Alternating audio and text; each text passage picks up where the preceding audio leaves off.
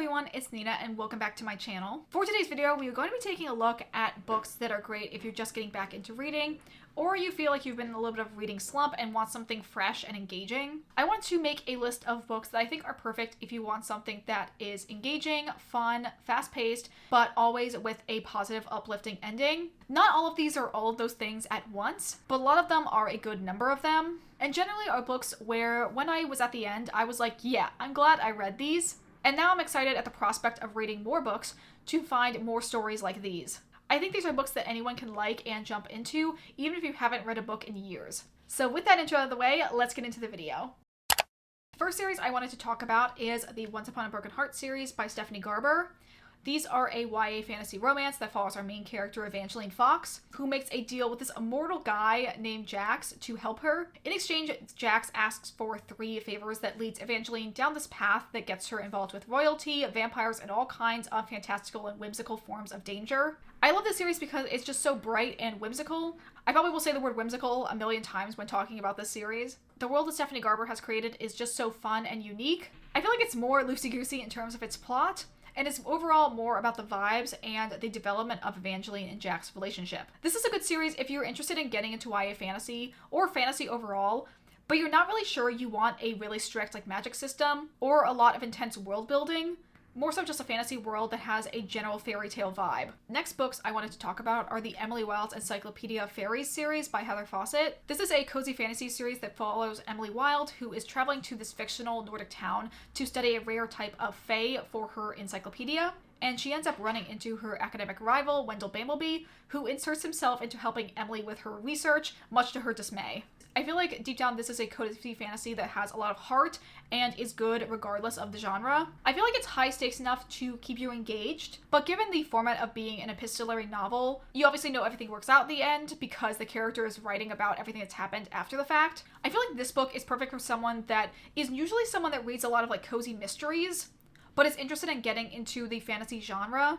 I feel like it really just combines both of those energies really well. The next book we are going to be talking about is House of Hollow by Crystal Sutherland. This is a YA horror thriller that follows 3 sisters. As children, they had gone missing, and exactly a year later, they mysteriously reappeared. Except their appearance has started to change, where their hair turns white and their eyes have gotten dark, and they generally just seem unsettling. The story primarily follows the youngest sister, Iris, who is still living at home while her older 2 sisters have already moved out. Their older sister ends up going missing, so it's mostly a mystery trying to figure out what happened to her and if it's all connected to their childhood disappearance. Since this is young adult, it's not too scary.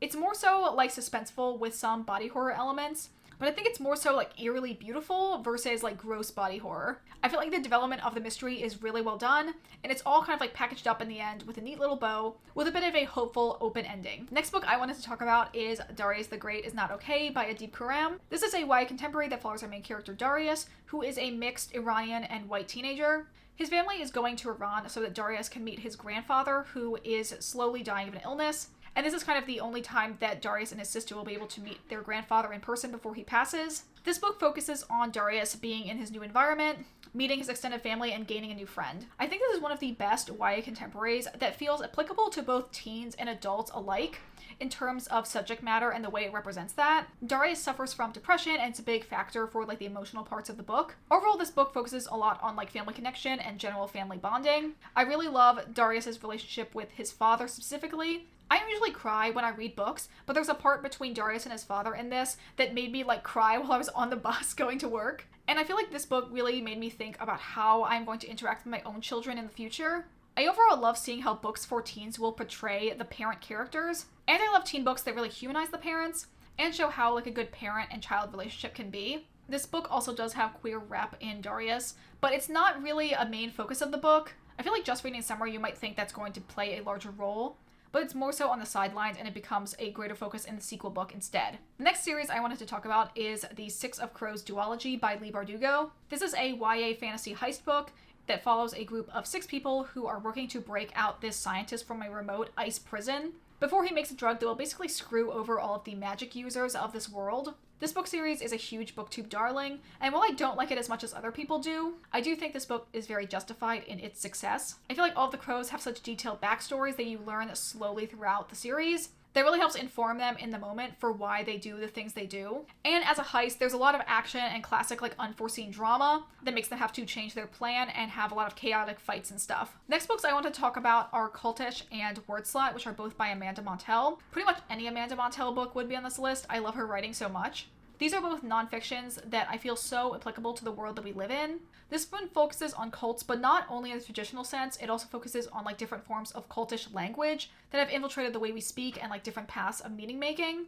And Word Slut is a nonfiction that combines sociolinguistics with feminism in talking about the different ways that we gender our language that we might not even be aware of, and different steps we can take to kind of remove gender bias in the way we speak. I feel like Amanda Montell has such an engaging and also easily digestible like way of writing. I mentioned this in the previous video, but I feel like her format of her books is kind of like the same way that you would see in a YouTube video essay, and that she has like a central topic, but she goes at it from so many different angles and brings in a lot of like relevant subtopics that will all loop around into the point of the chapter and then the book overall. I think these are a great place if you're interested in getting into nonfiction that has a very accessible writing style, but also is a topic that I feel like is very relevant for the world at large. Next book I wanted to mention is Carrie Soto is Back by Taylor Jenkins Reid. This is a historical fiction, if you can call the 90s historical, that follows a famous women's tennis player called Carrie Soto, who comes out of retirement when a bright young star threatens to overtake her world record. I feel like this book really does it all. It's fast-paced and has great nuance and well-developed characters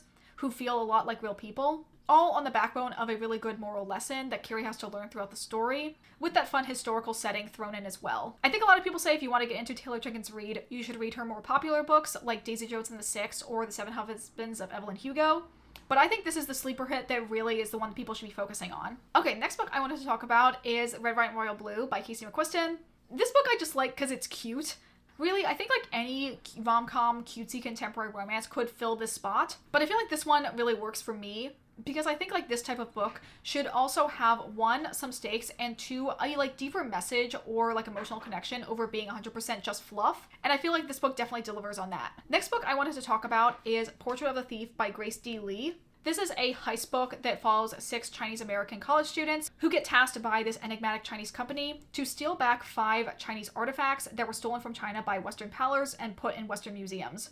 This book feels like an action movie with a lot more depth to it. The story is really fast-paced and throws in a few curveballs, so you really don't know where it is going to go. I feel like there's a really strong articulation of the themes of art ownership and how Western colonial powers feel this obligation to have claim over non-Western art. And there's also a lot of good internal struggles with the members of the group, focusing on like coming into oneself, since all the members of the heist team are in their last years of college. So there's both questions of like what are you supposed to do in your post-grad life, but also the fact of them like navigating being Chinese American and being involved in 2 cultures and what that means for them each on an individual level. I think this book is great, and I feel like I see no one talking about it on BookTube.